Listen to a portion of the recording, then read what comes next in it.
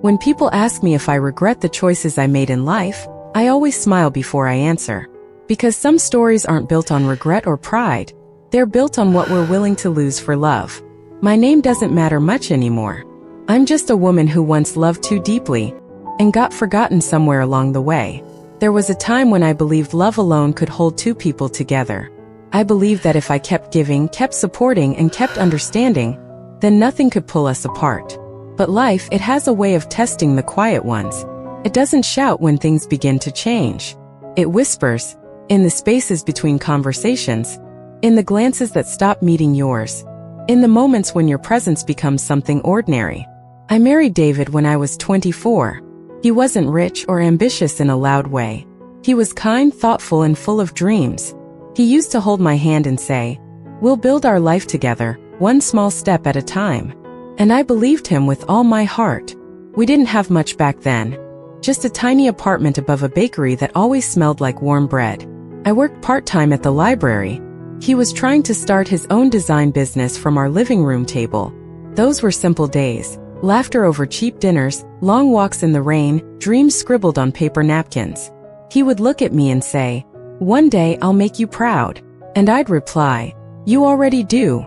But time changes people in ways love can't always hold together. And success, though sweet, has its own quiet poison. David's business started growing faster than either of us expected. He would stay up all night at his desk, papers scattered, eyes shining with excitement. I used to make him coffee at 2 a.m., standing behind him, rubbing his shoulders while he worked.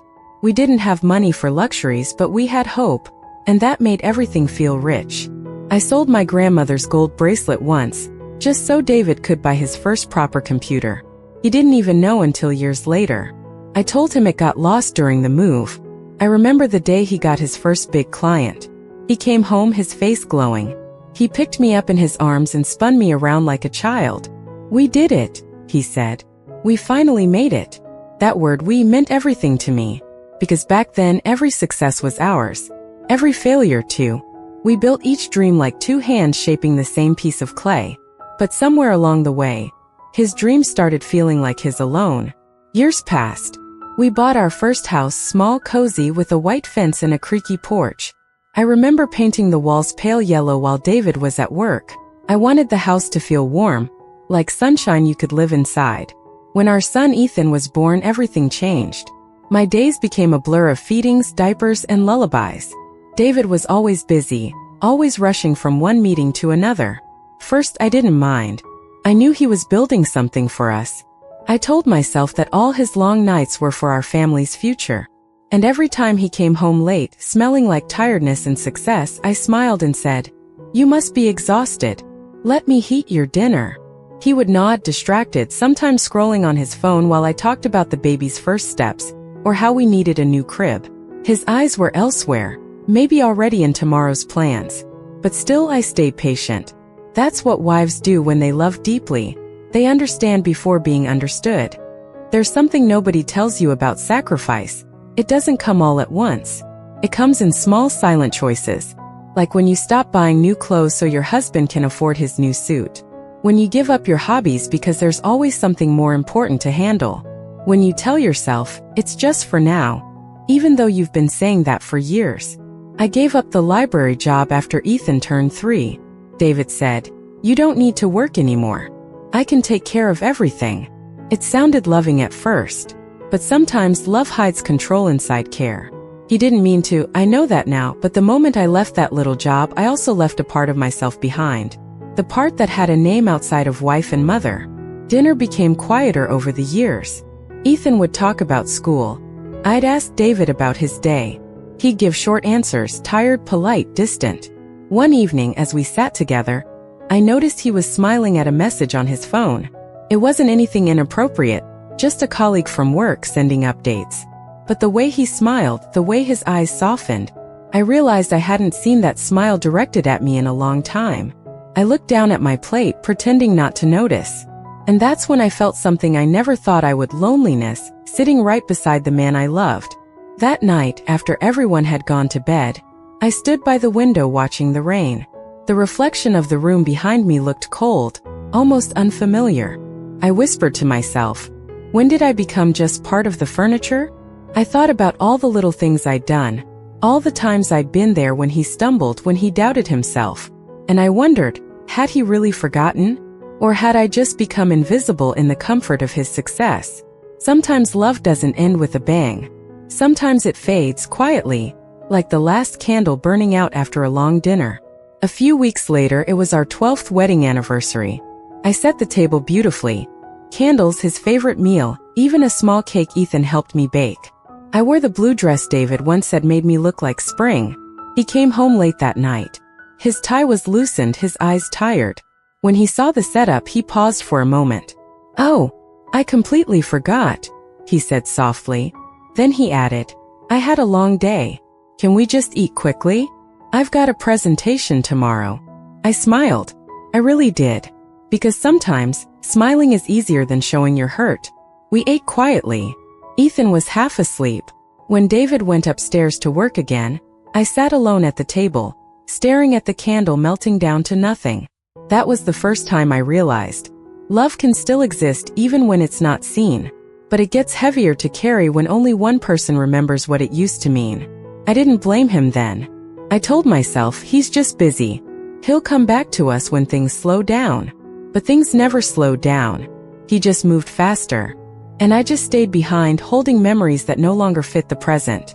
Still, I believed in him. I believed in the man who once looked at me like I was his whole world.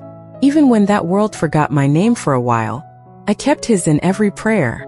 Mornings used to be my favorite time. The smell of fresh coffee, sunlight spilling across the kitchen counter, the sound of David's laughter as he played with Ethan before school. But those mornings had slowly turned into silence. David would rush out of the door with a quick "see you later," sometimes not even finishing his breakfast. I'd watch him from the window, coffee cup in my hand, as his car disappeared down the street. And every day I'd whisper the same words, "Drive safe," even though he couldn't hear me anymore. It's strange how routine replaces connection. You still move through the same motions, but the warmth, the meaning starts slipping away quietly. I tried to keep the home full of life. I cooked his favorite meals, kept the house spotless, helped Ethan with his schoolwork. I did everything I thought a good wife should. But love isn't measured in clean floors or warm dinners. It's felt in the little pauses, in the moments when someone looks at you and actually sees you. And I could feel myself disappearing from David's eyes. When I'd talk, he'd nod politely, but his mind was elsewhere, always chasing the next client, the next deal, the next success story. He started dressing sharper, talking faster, walking like a man who had no time for soft things. I missed the old him, the man who'd stop by the window just to tell me how the sunset looked that day. One Saturday, David's company hosted a small dinner for close friends and colleagues at our home. I spent the whole day preparing, setting the table, cooking, decorating the living room with fresh flowers. It wasn't for me. It was for him. I wanted him to feel proud when people stepped inside our home, the one we had built together from almost nothing. When the guests arrived, I smiled and welcomed them, just as a good hostess should. They all praised David, his achievements, his leadership, his amazing vision. And every time someone said, "You've built such a successful life," he would smile and nod. Not once did he mention me. He didn't say how I worked nights to help him through his first few months. He didn't mention the sacrifices we both made. Or maybe he no longer saw them as ours. I stood there, refilling glasses, smiling politely, while a quiet ache grew inside me. And when one of his colleagues joked, "You're a lucky man, David. Seems like she's the perfect wife," David just laughed and said, "Yeah, she keeps things running at home." That was all I was, something that kept things running. After everyone left, I started cleaning the dishes. David sat on the couch, scrolling through his phone, still smiling at the compliments he had received. I said softly, "Everyone really admires what you've achieved." He looked up briefly and said, "Yeah, it's been a long road." There was a long silence after that. A part of me wanted him to say, "We've come a long way," but that word "we" didn't live in his sentences anymore. So I just nodded and said, "You must be tired. I'll bring you some tea." Because that's what love looked like to me, even when it wasn't returned the same way. A few weeks later, Ethan had his school's Parents' Day. He was supposed to present a small project about my family. He worked so hard on it, drawing pictures, practicing his lines with me every night. David promised he'd come. He even marked it on his calendar. But that morning, a client called with an urgent meeting, and he said, "I'll try to make it." He didn't. When Ethan stood on the small stage holding up his drawing, a picture of me, him and David, he hesitated for a moment. Then he smiled and said, "My dad couldn't come today because he's busy working. But my mom says he works hard for us, and that's love too." The audience clapped. But my heart broke quietly inside my chest. I realized my son was learning the same pattern I had. That love meant always understanding someone who never had the time to understand you. That night, I sat by the kitchen table waiting for David to come home. It was almost midnight when I heard the car pull up. He walked in exhausted, smelling of rain and city air. I looked up from the table and said gently, "You missed Ethan's presentation." He sighed, loosening his tie. "I told you I had a meeting. You know how important this deal is." I nodded. "I know. I just thought, maybe this once." He interrupted. "Not everything can revolve around you, Sarah." The words hit harder than he realized. I wasn't asking for everything to revolve around me. I just wanted to know that I still mattered in the world he was building. I looked down at my hands folded neatly in my lap and said quietly, "It's not about me. It's about your son wanting his father to see him." He didn't respond. He just rubbed his temples and muttered, "I can't do this right now." Then he walked upstairs, leaving me alone with the hum of the refrigerator and my own thoughts. That was the night I realized something important. Sometimes people don't stop loving you because they want to. They stop showing it because they forget how to. Success had changed David, but not in a cruel way. It had made him forget the small, fragile things that used to hold us together. And I had made myself smaller and smaller, just to fit inside his growing world. A few nights later, after putting Ethan to bed, I sat alone in the dark living room. The house felt heavy, like it was filled with words we never said. I looked around, the framed pictures, the trophies, the little things that marked our journey. Every corner held a memory, but none of them felt alive anymore. I whispered to myself, "Where did we go wrong?" And for the first time in years I cried, not because of anger but because I missed being seen. I didn't hate David. I couldn't. He was still the same man, somewhere beneath the noise of his success. But the version of him I loved had been buried under deadlines and pride. The next morning I wrote a letter. Not one I ever planned to give him. Just a letter to pour out everything I couldn't say aloud. "David, do you remember when we used to dream about this life? We thought success would make us happier, but it feels like it took us away from each other. I don't want wealth or recognition. I just want your presence. I miss the man who would sit beside me and talk about the stars. I miss being part of your dreams instead of just watching you chase them. Sarah." When I finished, I folded it carefully and placed it inside the drawer of my bedside table. Sometimes writing what you feel is the only way to breathe again. Days turned into weeks, and the distance between us grew quiet but visible. He was polite, responsible, even kind in his own distracted way. But there was no spark, no real connection. Ethan grew, the business flourished, and I continued to play my part, the steady background to someone else's success story. But something inside me was shifting, slowly, quietly. I was starting to remember the woman I used to be. The one who had dreams, opinions, and laughter that wasn't measured by someone else's approval. It wasn't rebellion. It was awakening. I realized that love isn't about losing yourself to prove your devotion. It's about standing beside someone, not beneath them. And though I still loved David deeply, I was beginning to see that sometimes love without appreciation becomes survival. That realization frightened me. Because once you start to see your own worth again, you can't go back to being invisible. The year I turned 40 was the year something inside me quietly broke. I never made a fuss about birthdays, but that morning I woke up hoping just a little that David would remember. He always used to breakfast in bed, a single rose on the pillow. But that morning, the kitchen was silent except for the ticking clock. Ethan came down sleepy-eyed, gave me a hug and said, "Happy birthday, Mom." I smiled, kissed his hair and said, "That's enough for me." David was already gone, an early meeting again. He'd left a note on the counter. "Back late. Don't wait for dinner." I read it twice, then folded it neatly and placed it under the salt shaker. The house felt heavy that day, like every sound echoed longer than usual. In the evening I lit a candle, cut a small slice of cake I'd bought myself, and whispered, "Happy birthday, Sarah." Sometimes saying your own name out loud reminds you that you still exist. 2 days later, David came home early, which was rare. He seemed distracted, pacing the living room, phone in hand. I asked softly, "Is everything all right?" He nodded quickly. "Fine. Just a lot happening at work."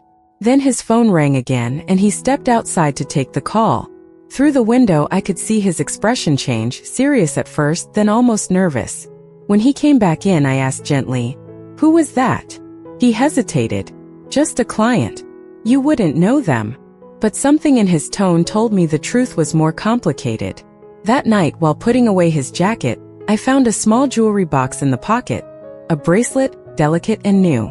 My heart lifted for a moment. Maybe it's for me. Maybe he didn't forget after all. But when I opened the small card attached, it read, "Congratulations on the new project from Lisa."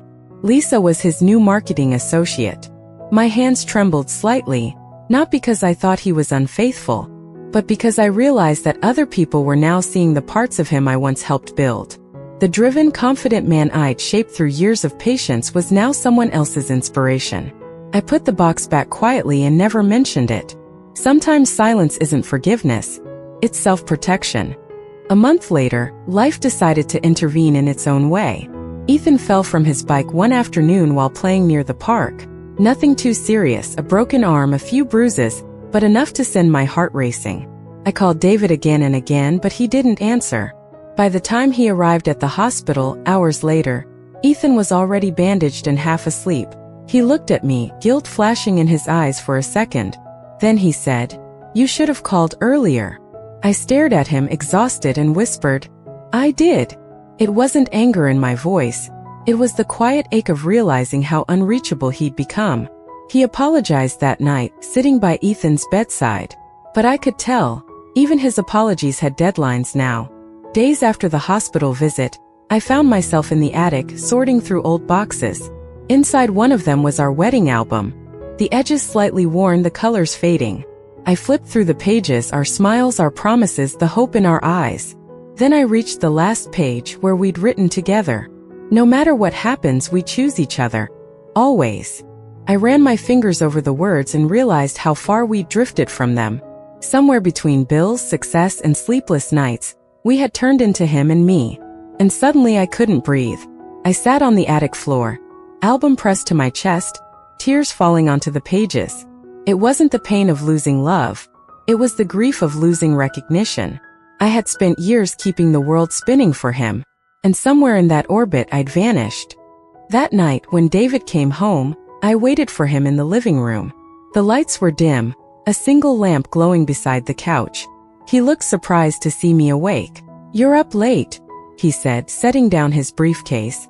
I gestured for him to sit. My voice was calm, steady, the kind of calm that comes only after you've cried out every tear. "David," I began softly, "do you ever think about how we got here?" He frowned. "What do you mean?" "I mean us. You and me. Do you ever think about the people we used to be?" He sighed, rubbing his forehead. "Sarah, it's late. Can we not do this now?" But I didn't stop. I couldn't.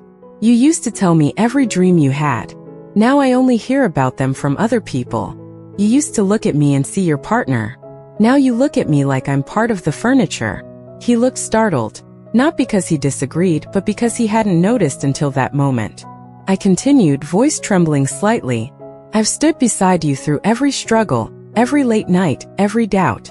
But somewhere along the way I became invisible. And I don't blame you for chasing your dreams. I just wish you hadn't forgotten who helped you reach them." For a long moment he said nothing. Then quietly, "You're being dramatic." That sentence cut deeper than anything before. I nodded slowly. "Maybe I am." Then I stood up, whispered, "But sometimes the only way to be seen is to disappear." I walked upstairs, closed the bedroom door, and cried silently until the first light of dawn. The next morning, while David was still asleep, I packed a small bag, just clothes for a few days and a photograph of Ethan when he was little. I left a note on the kitchen counter. "I need some time to remember who I am. Please take care of Ethan. Sarah." Then I walked out of the house and into the early morning fog. The air felt cold against my skin but freeing, like the world was finally big enough for me to breathe again. I went to stay with my sister in a nearby town. For the first time in years, I slept through the night without listening for the sound of his car pulling up. The silence felt strange, but also peaceful. Days turned into weeks. I helped my sister in her small flower shop, arranging blooms, smelling the earth on my hands. It reminded me of simpler times, before I measured my worth by how much someone noticed me. Ethan visited every weekend. He'd hug me tightly and say, "Dad misses you." And I'd smile gently, replying, "I miss him too, sweetheart." But inside, I didn't know if missing was enough to rebuild what had been lost. Then one evening, as the sky turned orange over the town, I saw a familiar car pull up outside the shop. David stepped out, holding a small bunch of lilies, my favorite. He looked different, tired, older, softer. I met him halfway to the door. Neither of us spoke at first. The world around us felt still, like even the air was waiting. Finally, he said quietly, "I've been looking for you." I nodded. "I know." He held out the flowers, his hands trembling slightly. "I didn't realize how empty the house felt until you left." I looked at him, searching his face for the man I once knew. There he was, buried under regret and humility. He continued, voice breaking a little. "I thought success would make me proud, but it just made me lonely. Every time something good happened, you weren't there to share it. And that's when I finally understood. All of it was built on what you gave up for me." Tears filled my eyes. I whispered, "You remembered." He nodded slowly. "Life reminded me. The hard way." We walked to the park nearby and sat on a wooden bench, the same kind we used to sit on years ago. He really talked for the first time in years. He told me about the nights he couldn't sleep, the moments he reached for his phone to call me and stopped himself out of shame. And I listened, not as a wife waiting to be consoled, but as a woman finally being seen. When he finished, there was a long silence. Then I said softly, "I never wanted you to be perfect, David. I just wanted you to remember that love isn't a task. It's time. It's attention." He took my hand, the same way he used to when we had nothing but hope. "If you let me," he said, "I want to start over. This time I won't forget." I didn't answer right away. Forgiveness isn't a switch you turn on. It's a door that opens slowly. I looked at him and said, "I need time, but I believe in second chances. If both hearts are willing to remember what first love felt like." He nodded, eyes glistening. "I'll wait." And in that moment, for the first time in years, I saw humility in him. The kind that only comes when life teaches you what pride hides. That evening, as I walked back to my sister's house with the lilies in my hand, I realized something. Sometimes, life has to break you apart to make you see each other clearly again. He had forgotten my sacrifices once, but life, in its own mysterious kindness, had reminded him. And maybe, just maybe, that reminder was the beginning of finding each other again. It had been a month since that day in the park. David called once a week, never pushing, never asking too much. Just small things. "How's Ethan doing? Did you sleep well?" And sometimes just, "I was thinking about you." He sounded different, softer, as if every word came with care, afraid it might break something fragile between us. I didn't go back home right away. I needed time, not to punish him, but to rebuild myself before stepping back into the world we once shared. Healing isn't an apology you wait to receive. It's a mirror you learn to look into again. One Saturday morning, Ethan came running into the flower shop, waving a paper in his hand. "Mom, Dad helped me with my science project. We won first place." He was beaming, cheeks flushed with pride. Behind him at the door, David stood quietly, hands in pockets, eyes unsure if he should come in. I smiled at Ethan and said, "That's wonderful, sweetheart. I'm so proud of you." Then I looked at David. He gave a small nod, a silent thank you for letting him share the space.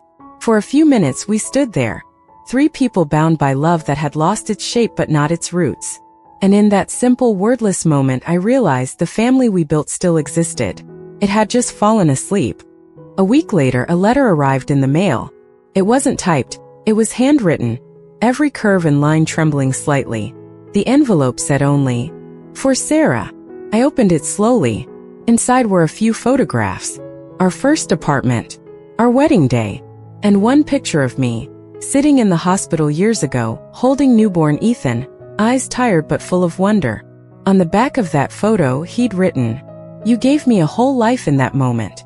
I'm sorry it took me years to understand that." Tears filled my eyes before I could stop them. I held the picture to my chest, whispering, "He finally sees." A few days later I went back to the house, not to stay, just to visit. The front door creaked the same way it always had. The living room smelled faintly of coffee and the old oak floor polish I used to use. Everything was familiar, and yet new. On the dining table was a vase with fresh lilies, my favorite again. And beside it, a note. "For every day I forgot, I'll remember twice as hard now." He walked in quietly, wiping his hands with a kitchen towel. "I didn't know you were coming." "I didn't either," I said softly. We just looked at each other for a while. Two people who had traveled through pain and distance only to arrive back at honesty. He finally said, "I don't expect you to forgive me, Sarah, but I hope one day you'll let me try to deserve it." I smiled faintly. "You already started trying." That evening we had dinner together for the first time in months. Just the three of us. Ethan talked nonstop about school, friends, and his new obsession with astronomy. David listened, really listened, nodding, smiling, asking questions. It was such a small thing, but to me it felt enormous. For years, his presence had been a shadow passing through rooms. Now it was light, warm, still learning how to stay. When Ethan went to bed, David poured 2 cups of tea. We sat in silence, the kind that feels safe instead of awkward. Finally, he said, "I never realized how much noise success makes until I lost the quiet that mattered." I looked at him. "Quiet is where love lives," I said softly. He nodded, eyes glistening.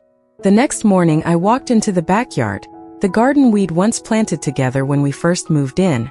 Back then it was just soil and hope. Now it was overgrown. But near the fence a few roses still bloomed, stubborn, soft, alive. David joined me, standing a few steps behind. "I never took care of it like you did," he said quietly. I turned, smiled. It waited for us anyway. We knelt down together, trimming the dry stems, clearing the weeds. It wasn't just a garden anymore, it was a conversation. Every cut, every root, every small bloom felt like a piece of forgiveness taking shape. And in that morning light, surrounded by soil and scent and memory, we began again, not as the same people, but as two who had learned what losing each other meant. Dear David, there was a time when I thought love was about grand gestures, anniversaries, promises, forever. But now I know it's about the small, quiet choices we make every day. When I left, I didn't do it to hurt you. I did it to find myself again, to remember that I was more than the silence left between your words. But when you came to find me, I saw something in your eyes that I hadn't seen in years, truth. Not the kind that fixes everything, but the kind that starts healing. And that's enough for me to try again. Love, Sarah. Months slipped by. We took small steps, Sunday breakfasts, walks in the park, shared laughter that felt shy at first. It wasn't a sudden miracle. Some days still hurt. Some nights we still went quiet. But the difference was this time we stayed. He'd come home early sometimes, surprise me with a cup of tea and say, "Tell me about your day." And I'd laugh softly because for years that was all I ever wanted him to ask. Ethan thrived. The house filled with life again. The sound of his laughter ran through the rooms like music. And one evening, as the three of us sat watching the sunset from the porch, David reached for my hand, not to hold me in place but to hold me in gratitude. That small touch said everything. Thank you for not giving up on us. Sometimes love doesn't die. It just falls asleep waiting to be noticed again. I used to think forgiveness was something you gave to someone, but it's really something you give to yourself. When I forgave David, I didn't erase what happened. I simply chose to remember it differently. Not as a story of being forgotten, but as a story of being found again. He wasn't the same man I married all those years ago. And I wasn't the same woman who once waited by the window. But maybe that's what real love is. Not holding on to who we were, but learning how to meet again after we've both changed. Now, sometimes in the evenings when the house is quiet and the world outside is calm, I sit by the window with my cup of tea. David sits beside me reading, glasses slipping down his nose. And Ethan, well, he's taller now, always talking about stars and planets like he's found his own sky. I look at them and think, This is what healing looks like. Not perfect, not loud, just steady. There are moments when David catches my gaze and smiles. That same boyish smile I fell in love with decades ago. And he says softly, "I still remember." I smile back, because now I know he does. Life has a quiet way of teaching us that love isn't lost in forgetting. It's tested there. Sometimes we have to walk away, just so the other person learns how to follow with their heart. And when forgiveness finally comes, it doesn't sound like fireworks or applause. It sounds like two hearts beating together again, softly, in the same room.